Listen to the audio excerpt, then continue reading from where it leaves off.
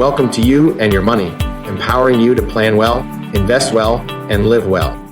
Now let's get to today's topic, financial advice for women, from women, in honor of Women's History Month. So with us today are three incredible women from Weiss, Hale, and Zahansky Strategic Wealth Advisors. Liesl Langevin. Liesl, good morning to you. Good morning, Gary. Senior Vice President, Financial Advisor. Holly Weniger is here today, Associate Vice President. Holly, good morning to you. Morning, Gary. Glad you're with us today.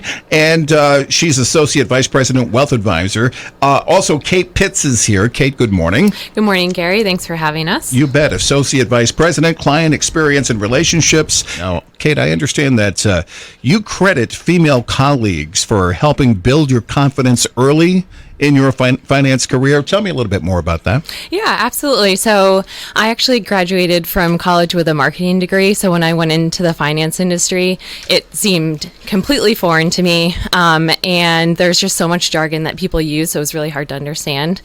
But early on in my career, I had the opportunity to be mentored by two incredible female colleagues who were on my team. And so they really gave me that confidence to be able to ask questions and in a very safe space through the mentorship that they provided. So I was very fortunate to have them sort of take me under their wing and give me the space where I could ask these questions. So I think it's really important for all women to be able to experience that and can really benefit from some sort of mentorship, whether it's a male or a female colleague. So they can really push you in unexpected ways and accelerate your growth and development and allow you to sort of learn more about topics that you might not otherwise know much about. So I definitely encourage some sort of mentorship along your career. Yeah, a great example, too, again, of women lifting each other up. So, Liesl, you've mentioned in the past that many female clients are still a little anxious when it comes to personal finance. Why do you think that is?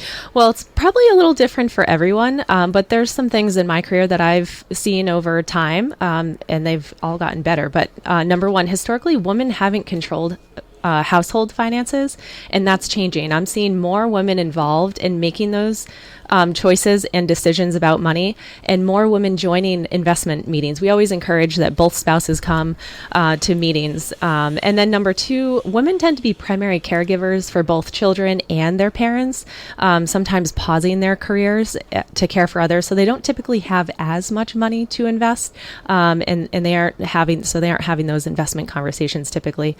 Number three, the pender, I combine those two.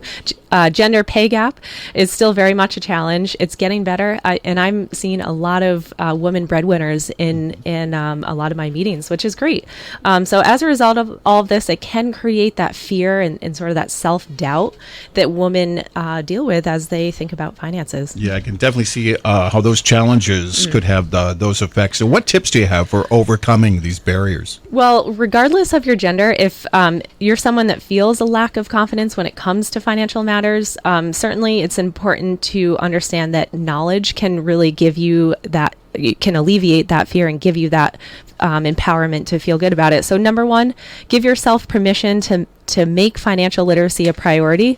Take courses, read financial materials, and get to know, like Kate said, the jargon that we typically use and ask somebody. And then number two would be, as Kate mentioned before, finding a trustworthy mentor that you feel comfortable asking those questions that you have about finance. And then also, if you're a woman, it might be helpful to reach out to other women for help and just seeking what financial resources they've used to get to know the industry. Again, there is definitely power in shared knowledge, and very well said.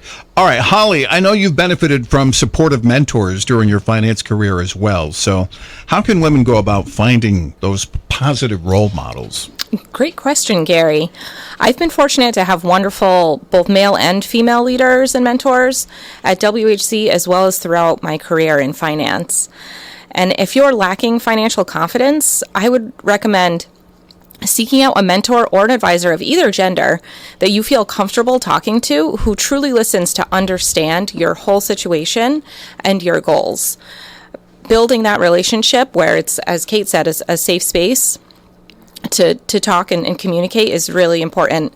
And don't be afraid to ask around your personal and professional circles for advisor recommendations. The right mentor can make a world of difference. Yeah, that's very well said, Holly. Thank you. It certainly seems that connection and community are major keys to developing financial skills. Hey, before we wrap up, let's get into final thoughts on what's your message for women to take away on this International Women's Day? Kate, you first. What are you thinking? Sure. I think it's really about us coming together and supporting each other, male or female colleagues, and developing those mentor relationships where you can have the confidence to ask those questions. But seek those partnerships in your life and your career to really support your efforts to become more financially empowered. All right, Liesl.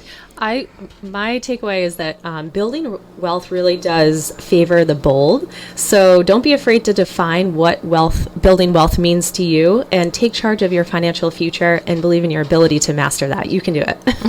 And Holly, how about you? Last word.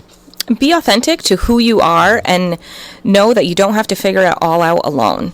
There are so many great resources and supportive mentors out there, including financial advisors like us who can help guide the way. All right. Very well said, and great inspiration here this morning, too. Thank you again, Liesl, Holly, Kate, for sharing your wisdom with us today. And if you're interested in working with a financial advisory team that values and provides a partnership type of relationship like what we described here today, go ahead and get in touch with the team at Weiss, Hale, and Zahansky. You can request a complimentary consultation at their website, whzwealth.com, and you can call them at 860-928-2341. As always, thanks for listening to You and Your Money. Find even more episodes, videos, and other resources at our website, whzwealth.com. Weiss, Hale, and Zahansky Strategic Wealth Advisors offers securities and advisory services through Commonwealth Financial Network, member FINRA, SIPC, a registered investment advisor. Fixed insurance products and services offered through CES Insurance Agency. They practice at 697 Pomfret Street, Pomfret Center, Connecticut, 06259, and can be reached at 860-928-2341. Weiss, Hale, and Zahansky Strategic Wealth Advisors do not provide legal or tax advice. The tenured financial services team strives to support clients in achieving their financial life goals. For more information regarding wealth management and customized financial planning with Weiss, Hale, and Zahansky Strategic Wealth Advisors, please visit www.whzwealth.com.